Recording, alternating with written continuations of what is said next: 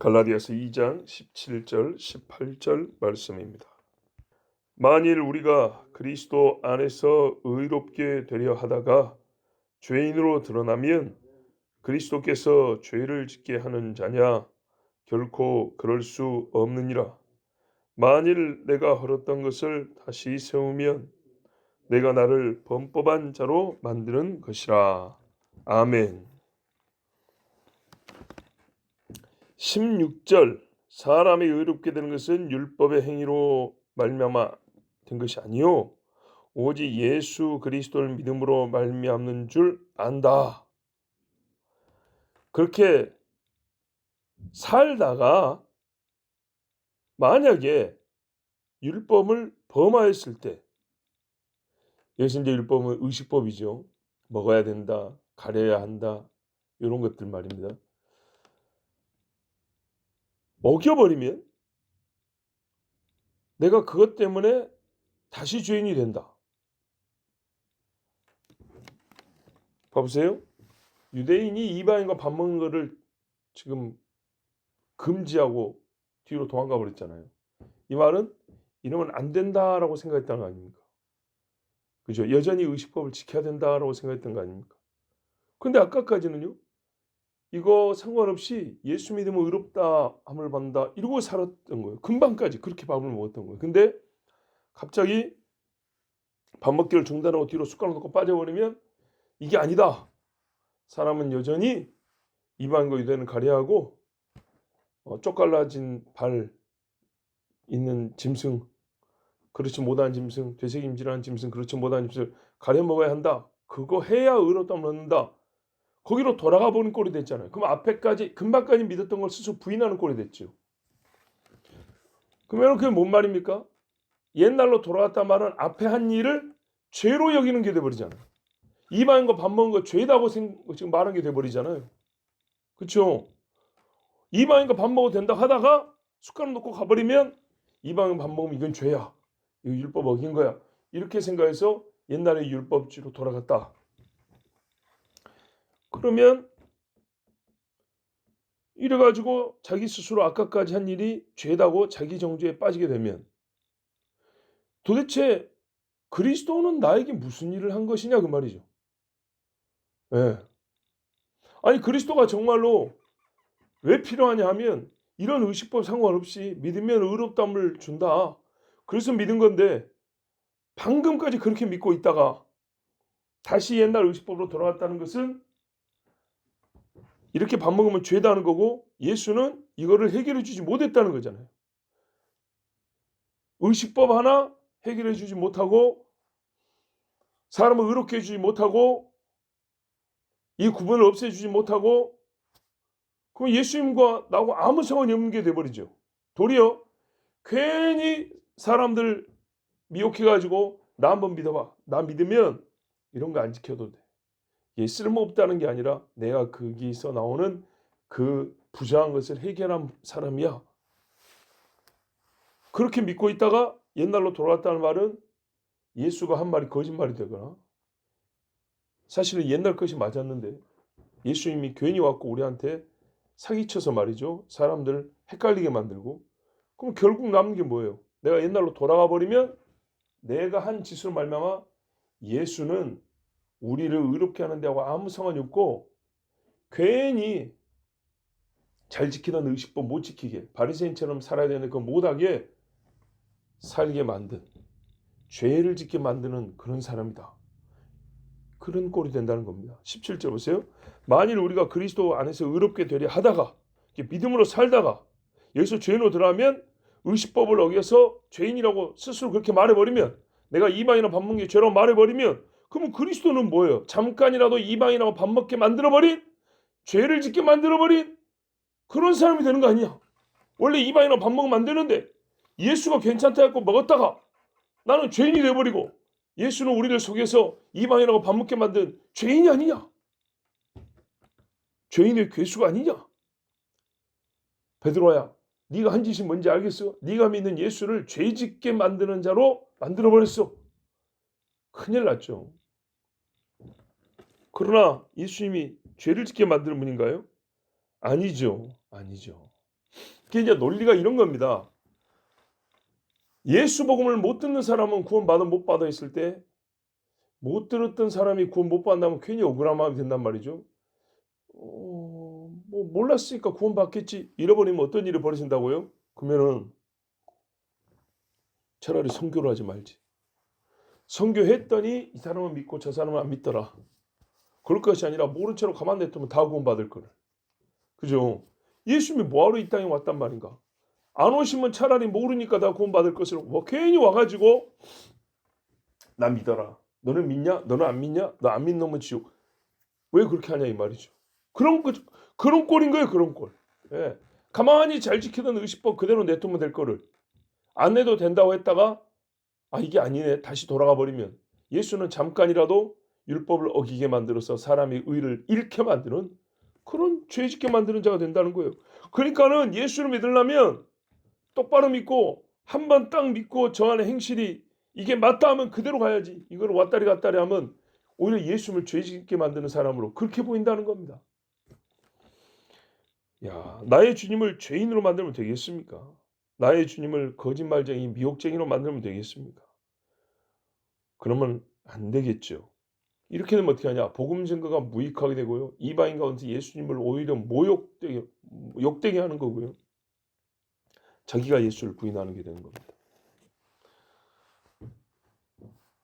내가 전한 것이 가짜니까 여러분도 내가 전한 거 믿지 마.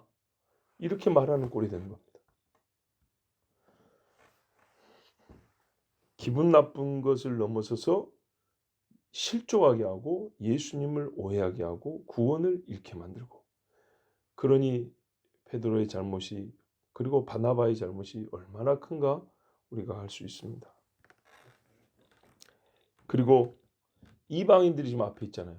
이 사람들은 또 어떻게 됩니까? 우리 깨끗한 유대인들을 더럽게 한 죄인.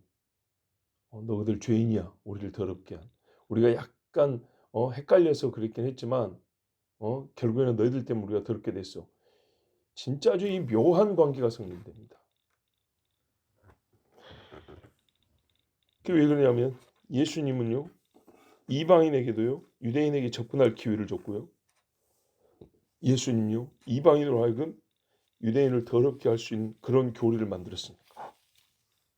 예수님은 이방인에게도 잘못한 분이 되어버립니다. 그런데 과연 진실로 그리스도가 사람으로 죄짓게 만드는 분입니까? 예수님이 죄짓게 만드는 분입니까? 아니죠. 그래서 결코 그럴 수 없느니라 그랬어요.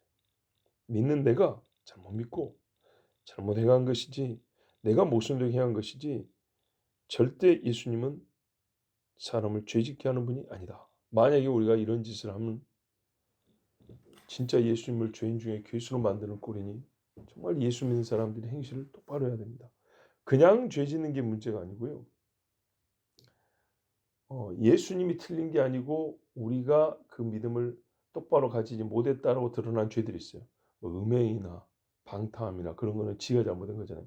근데 이런 식으로 외식에 해당되는 경우는 의식법에 해당되는 경우는 의외로 별것 아닌 것 같은데 자세히 들여다보면 우리가 의를 얻는 문제에 있어서 예수님이 어떤 상관이 있냐 없냐 또는 우리가 믿는 근본 믿음의 체계가 스스로 가짜라고 말하는 꼴이 되냐 아니면 초지일관 진짜라고 믿고 가는 것이냐 이거를 밖에서 볼 때는요 이 판단할 수 있게 하는 그런 행동이기 때문에 아주 주의를 기울여야 합니다. 만일 내가 헐었던 것을 다시 세우면 내가 나를 범법한 자로 만드는 것이라. 자, 예수님이 죄짓게 만드는 게 아니고 사실 내가 나를 범죄하게 한 거다. 그러니까 제가 베드로한테 회개하라고 말이죠. 헐었던 게 뭐예요? 베드로나 바나바나 더 이상 이방인과 유대인을 구분하지 마라 했다는 가르침을 들었고 그게 복음인 줄 알았고 자기들이 그 구분선을 없앴어요. 막힌 담을 자기들이 헐었고 그러니까 가르침을 받고 믿음에 따라 헐었고 제자들에게도 그리 가르쳤어요. 보세요. 헐었다. 내가 헐었다.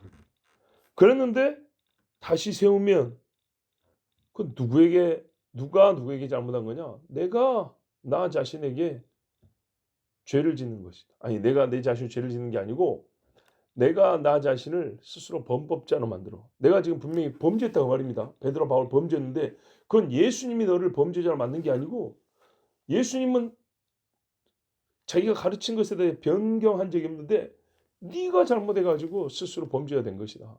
예수님은 계속 너를 의롭게 하려고 한 분이지 이 결과 범죄자가 된 거는 바로 네가 그렇게 스스로 만든 것이다. 예수님의 가르침과 믿음에 대한 약속이 완전하고 우리가 지금 이미 성취된 시대를 살고 있다면 그것을 전하고 가르친 후에 모순된 행위를 한 바로 자신이 범죄자이지 결코 누구에게선지 예수님이 죄를 짓게 하는 사람으로 그렇게 인식되게 해서는 안 된다는 겁니다. 그러니까 바울의 말인지 이런 겁니다. 베드로야, 네가 네 자신 스스로 범죄자로 만들었다. 이 많은 사람들 앞에서 지금 베드로에게 땅땅땅 판결을 때린 겁니다. 이것이 정답입니다. 그리스도 예수 안에서 헐어야 했던 것 그리고 내가 직접 헐어버린 것을 자기 모순되게 다시 세우면 내가 나를 범법한 자로 만드는 것입니다. 그리스도 예수님이 잘못 가르치거나 헛된 일을 하셔서가 절대 아닙니다. 그런데 우리에서 조심할 게 뭐냐면 처음부터 18절을 얘기하면 되는데 왜 17절을 얘기하냐면 연약한 자들 하나님의 말씀을 예수님으로부터 직접 듣지 못하고 요만큼 이제 사도들에서 요만큼 배운 사람들 연약한 자들의 겉보기에는 말이죠. 겉보기에는 자기 선생이 저렇게 가르쳤나라고 먼저 생각이 드는 겁니다. 베드로 같은 이 대사도가 보니까 굉장히 인정받는 사람인데 그 사람이 하는 행동은 저 사람이 틀렸다고 생각하는 것이 아니고 원래 그런 건가? 만약에 바울이 이날 아무 말도 안 했다면 어떻게 됐을까요? 바나바까지 따라갔고 바울도 뭐랄까요? 아무 말도 안 했다. 그러면 원래 우리 이방인들과 밥 먹으면 안 되는데 잠깐 우리 기분 좋게 하려고 밥 먹었다가 자기들하고 똑같은 믿음을 가진 사람들 오니까 다시 자기들이 본래 믿는 대로 그 사람한테 오해받기 싫어서 돌아갔는가 보다. 무슨 말씀인지 알겠죠? 그러니까는 이스라엘 예루살렘에서 온 사람들이 지금 눈 이렇게 뜨고 보고 있단 말입니다. 베드로가 그들하고 똑같은 믿음이었는데 잠시 우리 안디옥 이방인 사람들 기분 좋게 밥 먹어주다가 자기들의 믿음의 체계와 똑같은 사람이 오니까 본래 믿음의 체계로 들어갔나 보다. 그러니까 예수 종교가 원래 이런 거구나. 우리 이방인들하고 밥 안 먹는 종교구나. 그러면 옛날 유대교하고 똑같네. 이런 생각할 거 아니에요. 왜? 우리를 가르치던 바나바도 그렇게 돌아갔단 말이에요. 그러니까 우리한테 자는 거는 소위 안디옥 버전이구나. 오리지널이 아니고 안디옥 사람들 입맛에 맞게 약간 바꿔가지고 해준 거거든요. 그러니까 원래 복음이란 게 이방인과 유대인이 구별되어 있는데 이방인들만 있는 우리 동네니까 우리한테는 이제 구분이 없어졌다고 그렇게 좀 변형해갖고 가르쳤던 거구나. 그러면 진짜는 여전히 구분되어 있는 거네. 사람 사이 구분선이 있는 거네. 이렇게 생각할 수 있겠죠. 연약한 입장에서는 그래요. 왜? 자기들을 가르친 바나바도 그리 갔다 하고 가만 들어보니까 사도 중에 대빵이라고는 베드로도 그러고 예루살렘에서 온 사람들도 다 보니까 그러고 바울도 아무 말도 안 하고 그러면 여지없이 본래 기독교 복음 교리가 그런 거구나라고 생각을 하지 누가 이 외식쟁이들 전부 다 외식쟁이들이구나 이렇게 생각하겠어요. 왜냐하면 이 사람들은 배우는 입장이고 저 사람들은 가르치는 입장인데 가르치는 사람들이 한 명 예외 없이 똑같이 다 그런다면 그리스도 예수의 복음 자체에 대한 의심이 되지 않겠습니까? 그러므로 여기서 바울이 입을 열어서 베드로를 책망한 것은 사실 이날 소리를 높일 수 있는 사람이 바울 혼자밖에 없었고 바르게 그걸 지지하고 가르치고 고쳐줄 수 있는 사람도 바울밖에 없었고 그리고 바울마저 입을 다물어 버리면 이 수사학적 질문이긴 하지만 실제로 사람들의 머릿속에는 그리스도가 가르친 복음이 원래 이런 거구나 라고 오해하게 하고 그러나 실상 유대인들 사이에서는 또 그리스도가 죄를 짓게 되는 것처럼 죄를 짓게 만드는 자인 것처럼 그러니까요. 그리스도의 복음이 원래 그런 거니까. 사람으로 하여금 이랬다가 저랬다가 이렇게 오해하게 만드는, 우리의 주님에 대하여 잘못 생각하게 만드는, 그래서 복음에서 떨어져 나가는 안타까운 일을 야기할 수 있었습니다.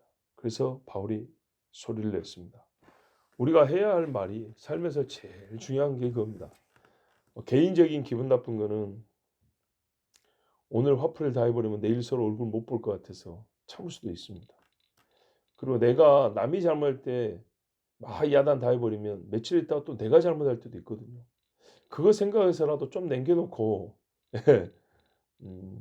좀 지나치지 않게 적당한 선에서 남으라고 끝낼 때도 있습니다. 뭐 여러 가지 사람은 사람과 사람 사이에는 변수가 많기 때문에 우리가 고려하고 또 행동을 조심해야 될 것도 있고, 내가 남을 다스리거나 책망할 때도 어느 정도는 나도 그렇겠거니 생각하기도 합니다. 그런데요, 복음을 위하여 싸울 때는 어떤 의미에서는요, 뒤가 없습니다. 진리를 위하여 싸울 때는. 이 많은 사람 앞에서 바울이 이 말해놓고 베드로하고 관계가 틀어진다, 그걸 겁냈으면 이런 말 못하죠. 앞으로 선배 사도들하고 이런 건방진 놈 하면서 얼굴 못 본다, 그럼 이렇게 말 못하죠. 그리고 바나바도 친했는데, 바나바를, 이게 베드로를 책망하는 거지만 같이 있으니까 바나바도 싸잡아가지고 그렇게 지금 꾸지람을 받고 있는 거 아니겠습니까? 바나바가 이 성도들 앞에서 창피를 당해가지고 앞으로 교사를 어떻게 서 있을까? 이것저것 생각하면 사실 입 못 엽니다. 그런데요, 이것들을 다 생각하면 그리스도의 복음과 예수님의 옳음을 말을 못합니다. 둘 중에 하나 선택해야 될 때, 정말 선택을 해야만 할 때는 우리에게는 그리스도밖에 없습니다. 그리스도를 위하여. 네, 사실은 그리스도를 위하여가 결국에는 내 영혼을 위하여가 되는 겁니다. 그리고 이 함께 듣는 모든 사람들의 육의 또는 육의 관계를 위한 게 아니라요, 영혼과 생명을 위하여 하는 일이 됩니다. 우리가 이 일만큼은 뒤를 생각할 것이 아니고 앞만 보고 해야 할 일입니다. 기도하겠습니다. 할렐루야. 주님 감사합니다. 우리가 주일날 하나님 앞에 예배드리는 일에 뭔 뒤를 볼 게 있습니까? 뭘 고려할 것이 있고 뭔 인간관계를 따질 일이 있습니까?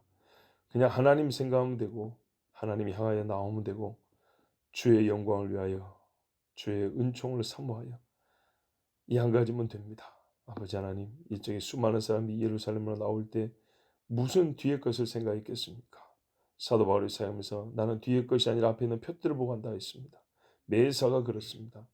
하나님과 관계된 일, 주의 복음과 그리스도의 이름과 관계된 일은 우리가 뒤를 볼 것이 없습니다. 주여, 우리가 틀린 질문을 묻지 않게 해주시고 옳은 대답을 할 수 있는 옳은 질문을 갖고 나가게 하옵시고, 항상 우리의 삶이 질문과 답이 다 옳음을 증명하게 하옵소서. 예수 그리스도의 이름으로 기도하옵나이다. 아멘.